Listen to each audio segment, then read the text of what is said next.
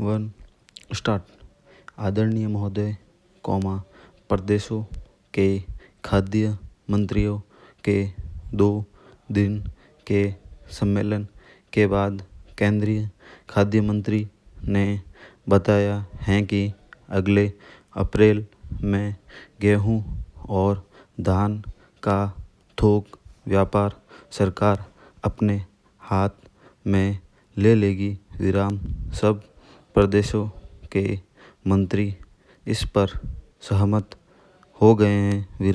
अन्न का जो संकट आज देश के सामने है, समूचे अर्थतंत्र के सरकारीकरण की बात सोचने वालों का उससे हौसला बढ़ा है, हालांकि पिछले वर्षों के भयंकर अकाल के समय भी सरकार ने ऐसा करने की बात नहीं सोची, लेकिन अब आयात, निर्यात, चीनी, कपड़ा, लोहा, अनाज आदि सब के व्यापार पर सरकार कब्जा करना चाहती है, क्योंकि इस सरकारीकरण को ही समाजवाद का पर्याय समझा जाता है।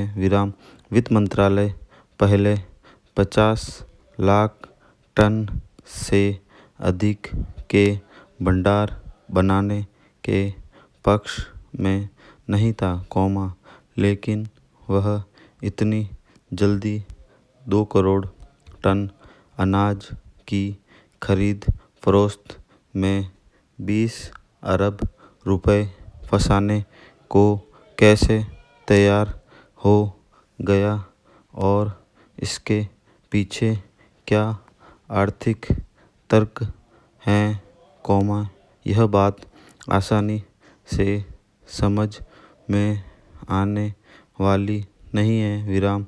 अभी तक सिर्फ 6 प्रदेश की इस क्षेत्र में कदम बढ़ाने को तैयार थे, लेकिन अब सब प्रदेशों ने किस आधार पर इस फैसले का स्वागत किया, इसके कारण भी स्पष्ट नहीं। सरकारीकरण या राष्ट्रीयकरण का सर्वत्र विरोध नहीं किया जा सकता, लेकिन कुछ क्षेत्र ऐसे हैं जिनकी देखभाल का दायित्व जनता पर ही छोड़ा जाना चाहिए।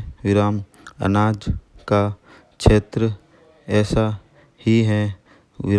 जमाखोरी और मुनाफाखोरी रोकने के लिए सरकार कठोर निरीक्षक की भूमिका यदि निभाए और अभाव की पूर्ति का ही जिम्मा संभाले, तो समस्या का द्विपक्षीय हल भी निकाला जा सकता है और सरकार बहुत सी परेशानियों तथा आलोचनाओं से भी बच सकती है।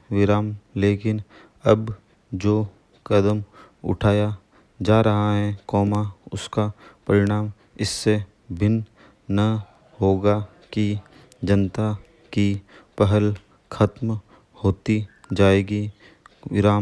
एक के बाद दूसरे क्षेत्र के सरकारीकरण की आवश्यकता महसूस होगी और सरकार तथा जनता की दूरी प्रतिदिन बढ़ती जाएगी।